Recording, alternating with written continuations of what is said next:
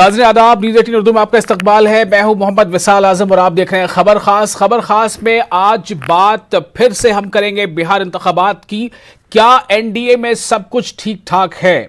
क्या जो अजीम इत्तेहाद है उनके इत्तेहादियों के दरमियान सब कुछ ठीक ठाक है?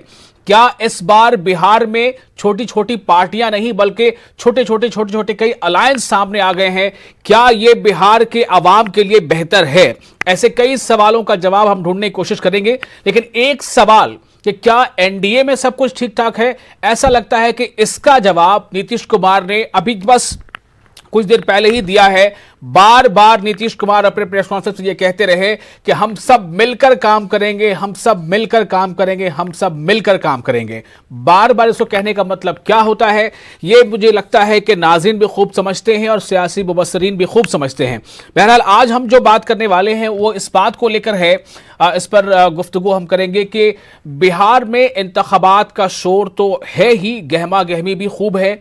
इस गहमा गहमी के दौरान कई कम्युनिटी की तरफ से, कई अलग अलग जो कॉन्स्टिट्यूएंट्स हैं उनकी तरफ से ये बातें आ रही हैं कि इस बार हम नहीं मानने वाले, जितनी हमारी आबादी है उसी के एतबार से हमें मिलनी चाहिए हिस्सेदारी। तो सवाल ये पैदा होता है कि क्या सिर्फ टिकट मिलना ही अहम होता है, या फिर टिकट भी इस तरह से मिले, उसकी सियासी नौयत ऐसी हो कि जीत के इम्कानात बहुत रोशन हो? क्या सिर्फ टिकट जरूरी है, या सिर्फ टिकट नहीं बल्कि जीत हासिल करना भी जरूरी है? तो ऐसे क्या फैक्टर्स हैं? खास तौर से हम अक़लियतों के ताल्लुक से बात करेंगे। जैसा कि हम सब जानते हैं बिहार में करीब 17% आबादी है अक़लियतों की, और इस आबादी में आबादी से भी एक मांग उठी है कि जितनी हमारी आबादी है उसके हिसाब से हमें हिस्सेदारी मिले। 2015 का इंतखाब था पिछले बार का, उस इंतखाब में यह देखा गया था कि चूंकि जो नीतीश कुमार की पार्टी जेडीयू है और लालू यादव की पार्टी आरजेडी थी और कांग्रेस, तीनों जमातों ने एक साथ मिलकर इंतखाब लड़ा था। नतीजा यह था कि 2015 में 24 ऐसे उम्मीदवार जीतकर आए थे जिनका ताल्लुक अक़लियतों से है। तो सवाल इस बात को लेकर है कि क्या इस बार यह तादाद कम होगी या बढ़ेगी? चूंकि 2010 में यह तादाद कम थी, 2025 में यह तादाद बढ़ी, लेकिन 2015 में, माफ कीजिएगा, लेकिन अब जब 2020 का इंतखाब सामने है तो ऐसे में चूंकि ऐसी पार्टियां जो लगातार जिनका इन्हिसार खास तौर से अक़लियतों के वोटों पर भी है, ऐसी कई पार्टियां और कई इत्तेहाद सामने आ गए हैं। तो ऐसे में सवाल यह अहम हो जाता है कि क्या ऐसे मामले पर, ऐसे मौके पर सिर्फ टिकट जरूरी है, या इसमें जीत का अंसर भी बहुत ज्यादा होना चाहिए? इस खास मौजू पर बातचीत करने के लिए हमारे साथ कई खास मेहमान होंगे। हमारे साथ होंगे अली अनवर अंसारी साहब जो फॉर्मर एमपी हैं। हमारे साथ होंगे मोहम्मद इरशादुल्ला, जेडीयू के लीडर हैं। हमारे साथ हैं सारिका पासवान, आरजेडी के तर्जुमान, और हमारे नुमाइंदे महफूज आलम हमारे साथ होंगे। लेकिन हम किसी के पास जाने से पहले आप सबका इस्तकबाल है। सबसे पहले आपको हम कुछ बयान सुनाते हैं कि किन किन पार्टियों का अक़लियतों को टिकट देने के मामले पर बयान क्या है, जरा ये मौक़िफ़ सामने आ जाए। नहीं किया है, कांग्रेस पार्टी हो या राष्ट्रीय जनता दल हो, सबने मुसलमानों का इस्तेमाल किया है, इस्तेहसाल किया है, उनका शोषण किया है, वोट बैंक की राजनीति की है, लेकिन उनका डेवलपमेंट और विकास नहीं किया है। हमारे यहाँ on the basis of caste, class, creed, अगड़ी पिछड़ी, हिंदू मुस्लिम के आधार पर टिकट नहीं मिलता है। हमारे यहाँ वर्क के हिसाब से मिलता है, जिताऊ उम्मीदवार को मिलता है, कौन लोग जीतेंगे। हाँ, सबका डेवलपमेंट, सबका विकास, सबका विश्वास जरूर होता है। माइनॉरिटी को सबसे ज़्यादा टिकट बिहार में आरजेडी देती रही है। A to Z की पार्टी है ना आरजेडी, तो हम लोग तो हितैषी किसके हैं? हम लोग तो अक़लियतों के हितैषी। राष्ट्रीय जनता दल सबको पता है, कौन नहीं जानता है आडवाणी जी का, जब लालू प्रसाद जी ने रथ रोका था। लालू प्रसाद जी राष्ट्रीय जनता दल का ये यूएसपी है। हम सांप्रदायिक सौहार्द बना करके धर्मनिरपेक्षता में विश्वास करते हैं। हिंदू, मुस्लिम, सिख, ईसाई हम सब हैं भाई भाई, यही हमारा यूएसपी है। हमारी एनडीए के साथ गठबंधन है, बीजेपी के साथ गठबंधन है, लेकिन आधा के हिसाब से जो आधी आबादी है, आधी टिकट जो मिलेगी, उस तनासुल से मुस्लिम लीडरान को टिकट दी जाएगी। और मुझे यकीन है कि करीब करीब 8 से 10 टिकट अक़लियतों को मिलेगा। तीन बड़ी जमातें जिनको आप सुन रहे थे कि बीजेपी का क्या कहना है, क्या मौक़िफ़ है। बीजेपी का मौक़िफ़ है कि सबका विकास, सबका साथ की बात है, लेकिन इस रास्ते में जहां पर सब है, टिकट बंटवारे के नाम में शायद ये सब जो है वहां से हटा दिया जाता है। बहरहाल ये सियासी मुबसरीन कैसे रहते हैं और आरजेडी का क्या इस पर मौक़िफ़ है, कांग्रेस का क्या मौक़िफ़ है, हम इन सब के बारे में बातचीत करेंगे अपने मेहमानों से। सीधा रुख करते हैं महफूज आलम का। सबसे पहले महफूज, कुछ देर कबल नीतीश कुमार ने प्रेस कॉन्फ्रेंस की है। सबसे पहले जानना चाहता हूं कि हमारे नुमाइंदों को बताइए, हमारे नाज़रीन को बताइए कि क्या खास बातें रही हैं। मुझे ऐसा लगा कि नीतीश कुमार लगातार इस सवाल का जवाब ही देते रह गए कि कोरोना से ज्यादा घबराना नहीं है, कोरोना में सरकार ने बहुत काम किया और हम सब मिलकर काम करेंगे। ये कौन से ऐसे दो सवाल या दो खतरा है जो शायद जेडीयू के दरपेश है? देखिए विशाल, सबकी नजरें जो है आज एनडीए के मुश्तरका प्रेस कॉन्फ्रेंस पर टिकी थी और ये साफ हो गया कि जेडीयू के खाते में 122 सीटें गई हैं और 121 सीटों पर बीजेपी लड़ेगी। जेडीयू 122 में जीतन मांझी को सीट शेयर करेगा और बीजेपी मुकेश सहनी की पार्टी वीआईपी को जो है सीट शेयर करेगा। अगर मुश्तरका पीसी में अगर देखा जाए तो बीजेपी ने बिल्कुल ये वाजे कर दिया है कि बिहार में असेंबली का इंतखाब नीतीश कुमार के चेहरे पर होगा, नीतीश कुमार के क़यादत पे होगा। चिराग पासवान ने जिस तरह से एलजेपी की तरफ से जो बातें आ रही थी, बीजेपी ने बिल्कुल उसको खारिज कर दिया और एक तरह से कहा जाए कि एनडीए से अलग रास्ता चिराग पासवान को, एलजेपी को बीजेपी ने दिखा दिया और कहा कि नीतीश कुमार के अंडरशिप में, उनके क़यादत में बिहार में इंतखाब होगा। वहीं नीतीश कुमार ने प्रेस कॉन्फ्रेंस में लोगों को यह बताने की कोशिश की है कि बिहार में बीजेपी और जेडीयू का जो अलायंस है एनडीए, उसने काफी अच्छा काम किया है। मजदूरों के लिए, सैलाब मुतासरीन के लिए, कोरोना से मुतासरीन जो लोग हैं उनके लिए। तो एक तरह से विशाल ये कहा जाए कि हुकूमत ने अपनी पीठ थपथपाई है और अपने किए गए कामों को लोगों को बताने की कोशिश की है ताकि लोगों को वो खुश कर सकें अपनी काम से, अपनी कारकिर्दगी से। ये एक बड़ा सवाल है कि नीतीश कुमार अपनी बातों को लगातार रखते रहे हैं। ये कोई आज की बात नहीं है, जब भी प्रोग्राम में आते हैं वो इसका जिक्र जरूर करते हैं कि ठीक है महफूज, मैं इससे थोड़ा आगे बढ़ता हूं। तो ये खुलकर साफ हो गया, कई बार से ये बातें सामने आ रही थी कि बिहार एनडीए में इस बात को लेकर एक रसाकशी है कि दरअसल बिहार एनडीए में अभी जो कॉन्स्टिट्यूएंट पार्टी है उनमें बड़ा भाई कौन है। तो 122 सीटों के साथ जेडीयू बड़ा भाई और 121 सीटों के साथ एक कम बीजेपी छोटा भाई। तो फिलहाल इस किस्से का यहां पर एक जवाब मिला है, इख्तिताम इस तरह से हुआ है। आगे बढ़ते हैं, अली अनवर साहब हमारे साथ मौजूद हैं। अली अनवर साहब, काफी लंबा वक्त आपका बिहार के सियासत में गुजरा है, जेडीयू में भी आप रह चुके हैं, आप मेंबर पार्लियामेंट रह चुके हैं, आप सहाफ़ी भी हैं। मैं आपसे ये जानना चाहता हूं, आज जो हमारा मौजूद गुफ्तगू है वो ये है कि बिहार में ख़ास तौर से जो अक़लियती आबादी है वहाँ से आवाज़ हमेशा उठती है, इस बार भी उठी है कि आबादी के तनासुब से सीटें मिलनी चाहिए, टिकट मिलना चाहिए। लेकिन इस बार जैसा देखा जा रहा है कि कई अलग अलग अलायंस, इत्तेहाद यूडीए से पीडीए, तो और उसके अलावा एनडीए है और अजीम इत्तेहाद अपनी जगह पर है। ऐसे में ज़रूरी क्या है, सीटों का मिलना जरूरी है या अपने अपने मौक़िफ़, अपने अपने हिमायत की वाले अलायंस का जीतना जरूरी है? देखिए आजम साहब, आपने ठीक ही कहा कि मैं मेंबर पार्लियामेंट भी रहा हूं और कोई 2-4 साल नहीं 12 साल रहा हूं और उसके दुगना 24 साल तक हमने सहाफत की रोटी खाई है। तो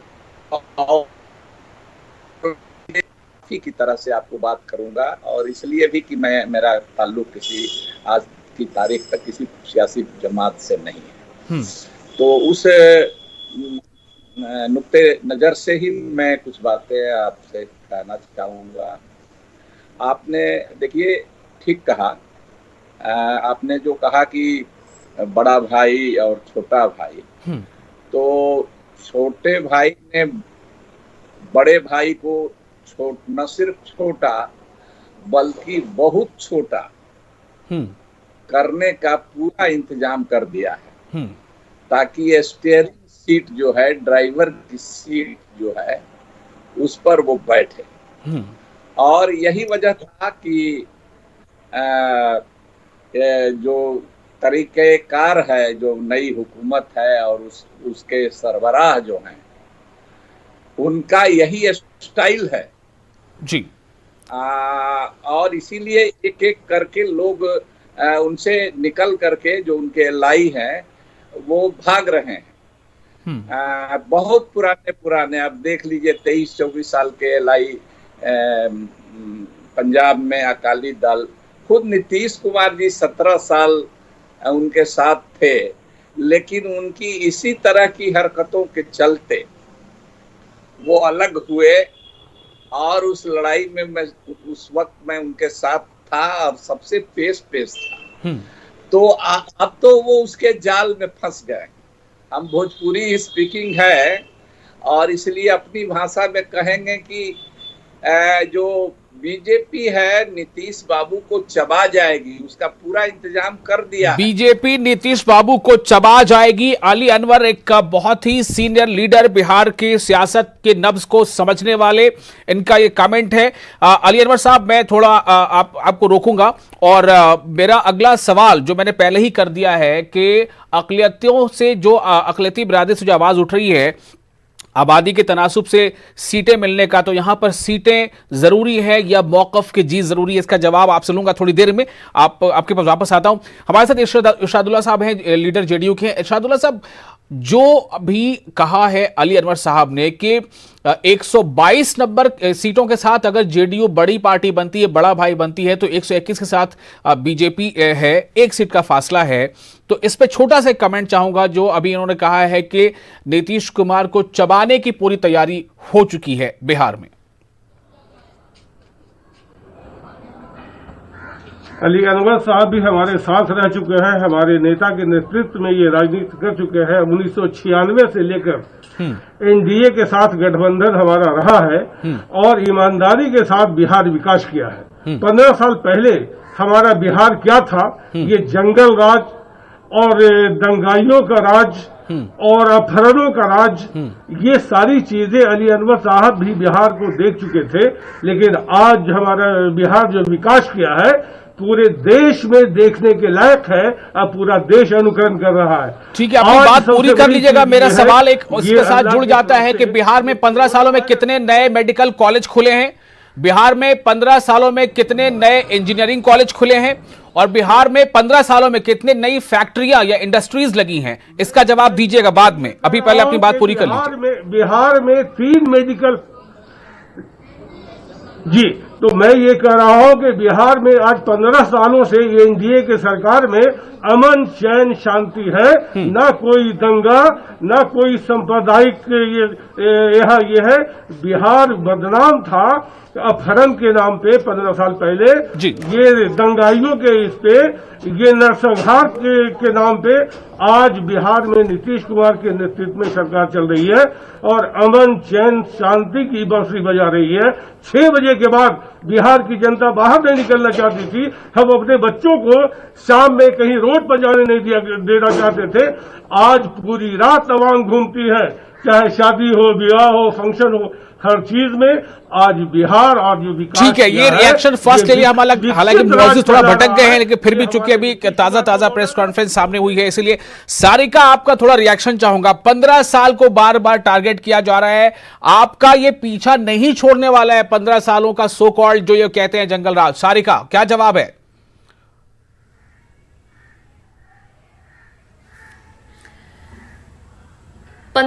जो पिछले 15 साल से नीतीश जी की सरकार है वो अब जाने वाली है और उसका बहुत ही ताजा तरीन जो अभी इन्होंने पीसी किया है और उसमें उनको आकर के सामने बताना पड़ा कि उन्होंने क्या क्या किया है। हालांकि उन्होंने कुछ ऐसी अपनी उपलब्धियां गिनाई तो नहीं, क्योंकि उनके पास उपलब्धियां अपनी गिनाने के लिए है ही नहीं है, क्योंकि 15 साल में उन्होंने ना कोई रोजगार दिया है बिहार को, ना ही उन्होंने कोई मेडिकल कॉलेज खोले, ना कोई इंजीनियरिंग कॉलेज खोले, और ना ही वो अपने मजदूर भाइयों को पलायन को रोक पाए, क्योंकि रोजगार तो दिया ही नहीं उन्होंने, तो पलायन भी वो रोक नहीं पाएंगे।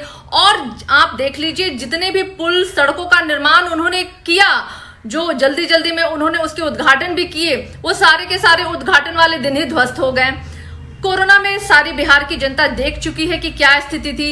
हॉस्पिटल में कोई इंतजामात नहीं थे, जूझते जूझते कितनी मौतें हुई ये भी बिहार देख रही है।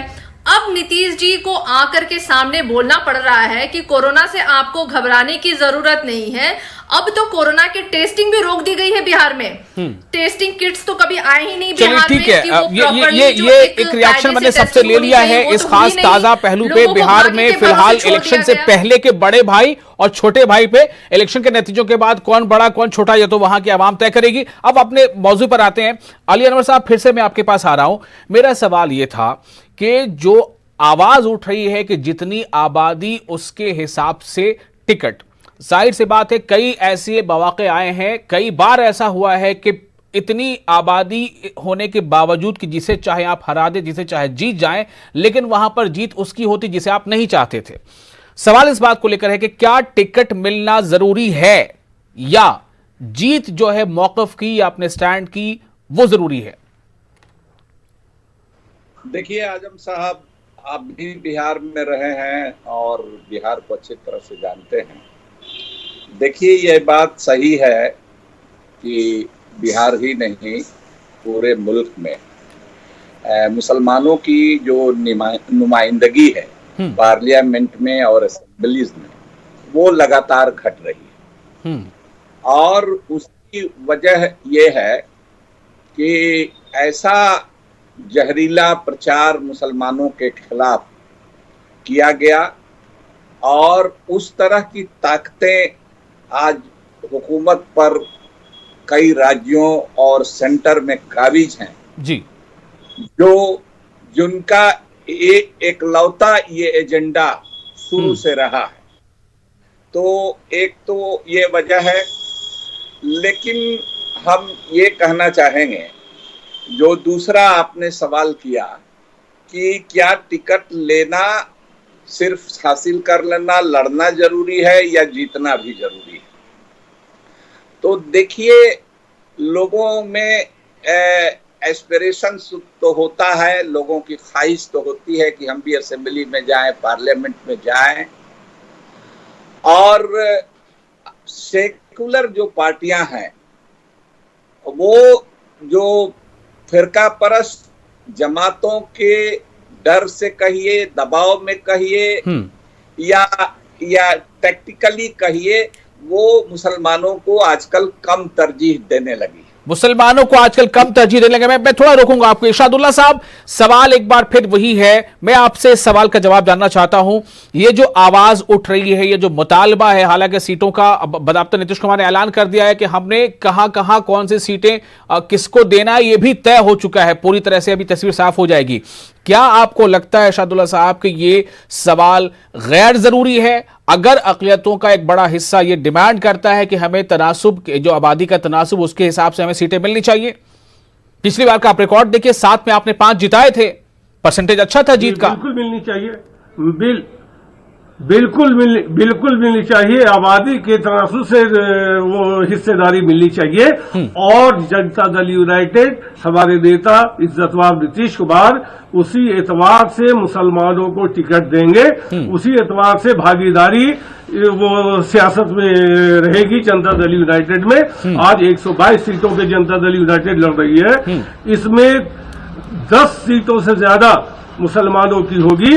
और नीतीश कुमार जो टिकट देते हैं सिर्फ जिताने के लिए देते हैं। अब पूरी कोशिश रहती है कि जनता दल यूनाइटेड के एक अक़लियती लीडरान जो मेंबरान है, जो क्षेत्र में लड़ रहे हैं, विधानसभा लड़ रहे हैं, वो जीत करे क्या है। हमारे मुख्यमंत्री में कोई खोट नहीं है, कोई गलत फहमी उनमें नहीं है। ठीक है, इस बारे में बात में करेंगे, इस बारे में बात बाद में करेंगे। मुख्यमंत्री में खोट है या नहीं है, उस पर सवाल ये भी नहीं है। 15 साल सीएम रहने के बाद जो पार्टी ये हिम्मत न कर पाए कि अकेले चुनावी मैदान में जाए, कैसे समझा जाए कि उनके बारे में उनके चाहने वाले बहुत ज्यादा हैं। 15 साल तक सीएम रहने के बाद ये हिम्मत नहीं है कि अकेले चुनावी मैदान में जाए। 15 साल। महफूज, मैं आपके पास आ रहा हूं। सवाल ये है महफूज कि अक़लियतों की जो हिस्सेदारी है वो यकीनी कैसे बने, लेकिन एक सवाल अहम यहां पर यह है कि सिर्फ टिकट मिलना या फिर यह कि उसको जीत में कन्वर्ट करना, यह बहुत अहम होता है।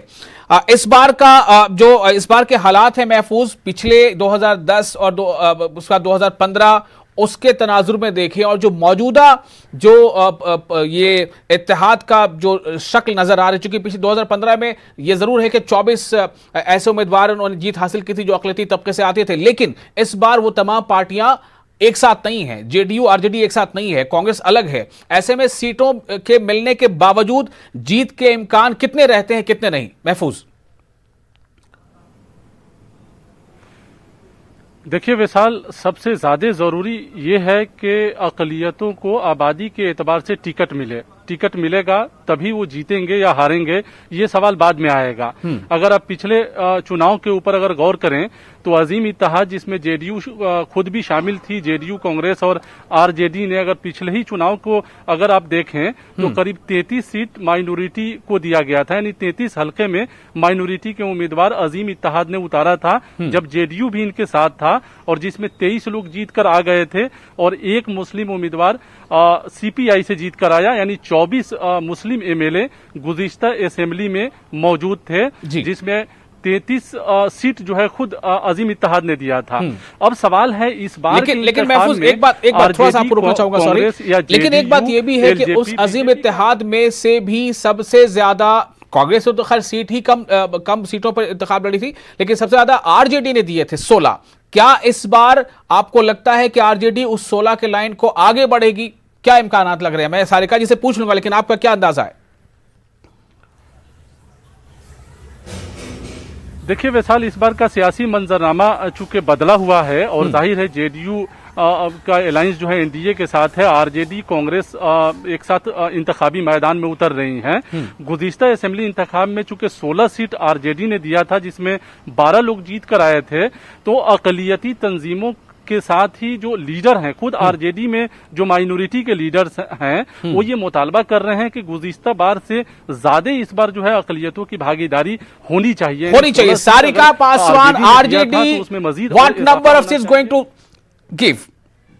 सारिका, उम्मीदें बढ़ गई हैं पिछली बार के सीटों के मिलने से और उसके नतीजों के बाद से भी उम्मीदें बढ़ गई हैं।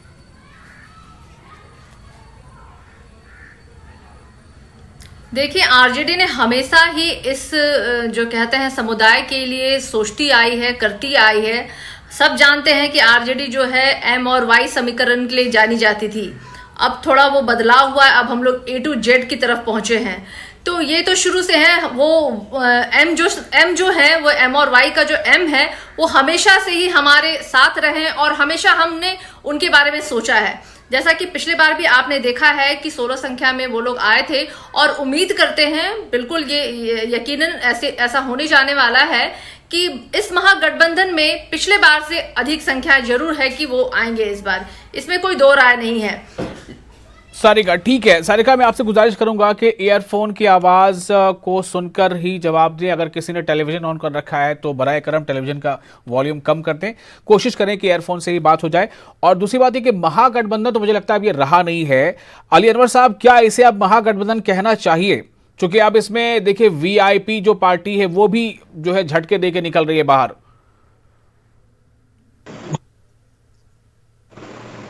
देखिए, आपने जो महफूज साहब ने बिल्कुल सही कहा जी कि इस बार के हालात बदले हुए। देखिए, हमने शुरू में कहा कि बीजेपी ने जो एक ऐसा मैंने कहिए कि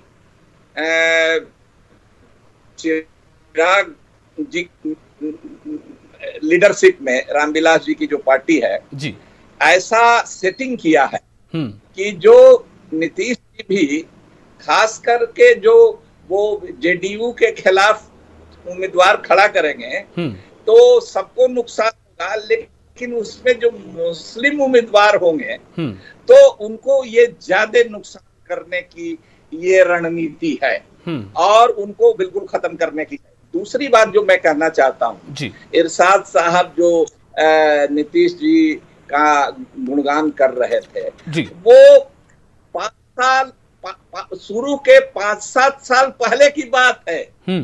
वो पहले का ट्रैक रिकॉर्ड, जब से ये बीजेपी में गए हैं नीतीश बाबू, देखिए आपको जहानाबाद में दंगा हुआ, लूट हुई, आगजनी हुई, मुसलमानों की दुकानों को लूटा गया, आपको औरंगाबाद में दंगा हुआ, लूट हुई, दुकानें जलाई गई, और सीतामढ़ी में एक 80 साल के बुजुर्ग को वहां भी दंगा हुआ और उसको जिंदा दिन दहाड़े बीच चौराहा पर पेट्रोल छिड़क करके जला दिया गया। तो ये सब घटनाएं और बहुत सारी घटनाएं हैं जी, लेकिन ये पीछे की बात है, पीछे की बात है जो इनकी संगति है, इनका साथ जब बीजेपी के हुआ। देखिए उस पुलिस अफसर को डीजीपी बनाया जो भागलपुर दंगे के समय वहां का पुलिस कप्तान था, किसके दबाव में बनाया?